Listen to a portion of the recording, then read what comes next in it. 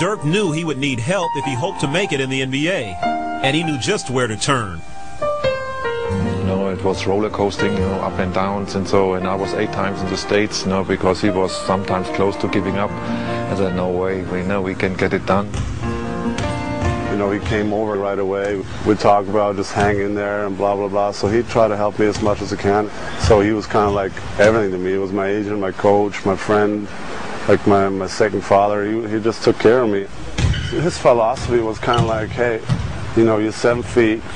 We can make you a great defender, and nobody will know you. There are a lot of 7-footers who can defend the post, and you're gonna make it if you're a great offensive player. If you change your thinking of a 7-footer and just be something else, and that was always his thinking.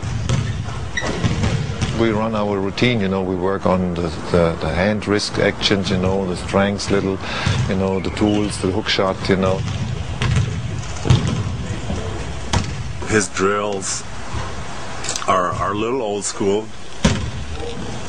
We do a lot of stuff that how they train back in whatever in the 60s, and just other people when they see it once in a while say, what are you doing there? I mean, it looks a little awkward when it jump through the gym, but I think it's good stuff. It's a little different than how other people train. He had the weird advices, but I believed in him, and we kind of had that chemistry from the first moment on. He knows me like no one else. He just, hey, you're doing this wrong, and I change it, and right away it's 100% better again. I don't think there's one single person on this world that can teach me what he taught me. So. I got to go with it. Holger's advice proved to be just what his struggling student needed. Nowitzki. Dirk improved by leaps and bounds in his second season, and his confidence began to grow. I'm starting to have some more respect for number 41. By the following season, he was the Mavericks' top scorer and rebounder, and led Dallas to its first playoff appearance in 11 years. Dirk Nowitzki left open. You don't want to do that, folks. Though the Mavs would lose in the conference semifinals, Dirk became the first player in team history to be named All-NBA. But even as he was blossoming into a star, he would never forget his rough rookie season. How about Dirk Nowitzki? I struggled throughout the whole first year, but looking back at it now, it was a very important year for me just to get used to everything. It was a tough year, but I think from that first year, I really learned a lot.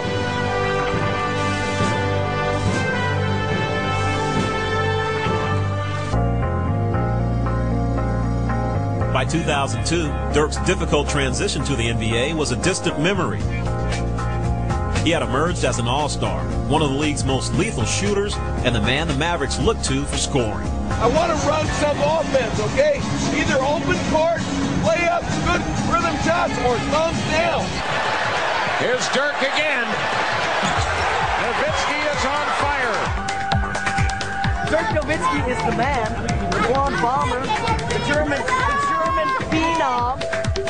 And as Dirk found success in the United States, he was also embraced as a celebrity for the first time in his native Germany. It's been really amazing. I mean, even my first 2 years when I came home, nobody really recognized me. I could walk in Berlin, a big city, my hometown even.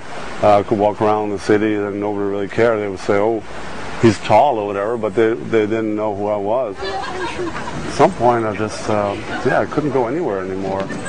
People recognized me everywhere and swamping me wherever I'd go. I mean, it was a different experience, like I was a rock star all of a sudden. But he wasn't just a solo act. Dirk came to Dallas the same year as another international player, Canada's Steve Nash, and having each other to lean on helped ease their adjustment. We both came to a new city, we both lived in the same apartment complex, and we hung out. We didn't really know anyone else. We started off right. Shot money.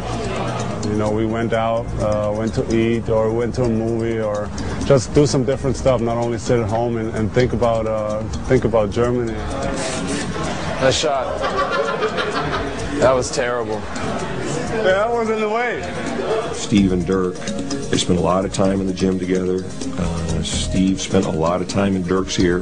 Those experiences meant a lot as far as character building, as far as those two guys, growing together and really picking each other up by the bootstraps and getting out of a tough situation. The bond forged by Nowitzki and Nash carried on to the court, where they became one of the league's most dangerous duels. That was just a fun thing. To have your friend there with you, and he's developing as quick as you are. Nash blows by Anderson. Oh, what a wraparound to Dirk! Dallas Mavericks, one fan at a time. Nowitzki steps inside the arc, shedding Wallace, gets it back from Nash. The Mavericks putting on a clinic. After years of losing, Dallas became a high-scoring contender. And Addy Michael Finley gave them a trio of stars. Finley breaks into the open. He's got a shot against Elliott. The fadeaway by Finley. Dallas wins! Big heart, baby. Big heart and a lot of guts. I remember when, 10, 15, 20 wins was an all right season for the Mavericks. But now that's so far in the past. We're taking this whole team from winning 20 games to all of a sudden winning 50 games. To turn a thing around like that was fun to be a part of for sure. With a winning team and two perennial All-Stars, things couldn't have looked brighter for the Mavericks. And Nash and Nowitzki were conjuring up lofty visions of the future.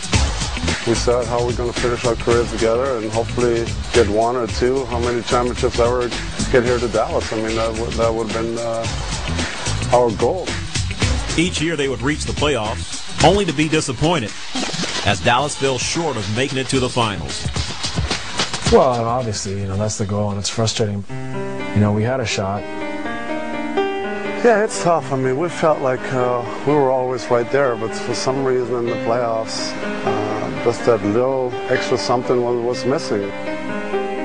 People don't want to hear, just wait for another year. Patience is not part of the package. It's over as the Sacramento Kings beating Dallas 4 games to 1 in Game 5. Their first-round defeat in 2004 brought the franchise to a crossroads. After the season, the Big Three were broken up. And that was the most frustrating thing, that group didn't get a chance to try to grow together and maybe add a piece or two here from a team that's already really close. When Steve Nash left Dallas for Phoenix, Dirk was left stunned. For some reason, everything changed so quick. Yeah, it was just it was a little sad, but... As the 2005 season began, Dirk was without the friend and teammate who had been there for support. The question was, how would he handle the pressure of being the team's sole leader as they continued their quest for the NBA Finals?